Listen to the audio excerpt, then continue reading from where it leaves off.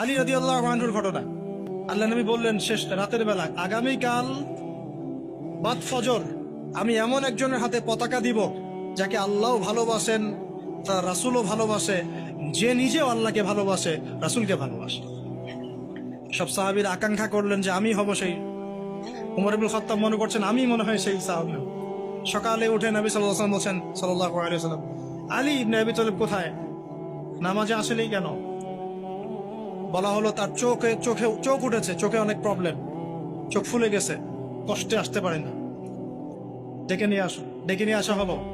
নবী সাল্লাল্লাহু আলাইহি ওয়াসাল্লাম মুখের লালা থুতু এভাবে নিয়ে তার চোখে লাগিয়ে দিলেন। আলী ইবনে আবি তালিব বলছেন আগে এই চোখে যা দেখতে পারতাম না তাও দেখতে পারা শুরু করল। পতাকা দিলেন, খায়বারে যাও। খায়বারে নামুস দুর্গ জয় হচ্ছিল না। কোন দুর্গ? নামুস। খায়বারে যাও, ওখানে মারহাব একজন সেনাপতি আছে, ইহুদিদের বড় কমান্ডার। বলছে ওদেরকে আগে ইসলামের দাওয়াত দিবা, যদি ইসলাম কবুল করে যুদ্ধের দরকার নাই।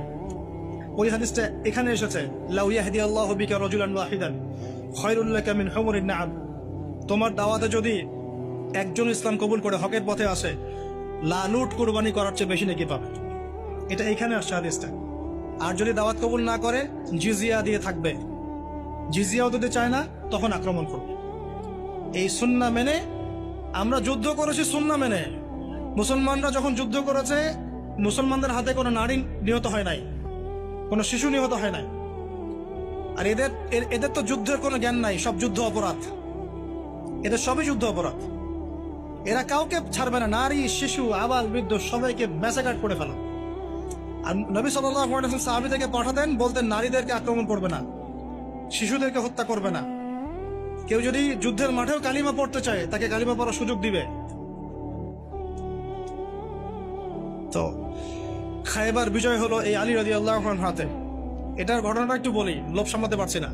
মারহাব কবিতা আবৃত্তি করছিল যে আমি এমন বীর যার সাথে 10 জন 20 জন পেরে ওঠে না। আর আলী ইবনে আবি তালিব বলছিলেন আমিও সেই মায়ের সন্তান যে আমার নাম রেখেছে হায়দার। ওই যে আলী হায়দার, নাম শুনেছেন? হায়দার। তো মারহাব আলী রাদিয়াল্লাহু আনহুকে কয়েকটা আঘাত করেছে, প্রত্যেকটা আঘাত তিনি ঢাল দিয়ে প্রতিহত করেছেন। এক পর্যায়ে এটা হিস্ট্রির মধ্যে আসছে, এটা কোন হাদিসের দলিল না, হিস্ট্রির মধ্যে আসছে।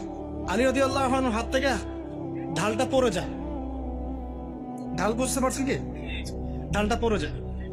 তখন খায়বারের লোহার যে দরজা, এই দরজার একটা কপাট বিসমিল্লাহ বলে আলী রাদিয়াল্লাহু আনহু খুলে ঢাল হিসেবে ইউজ করা শুরু করে।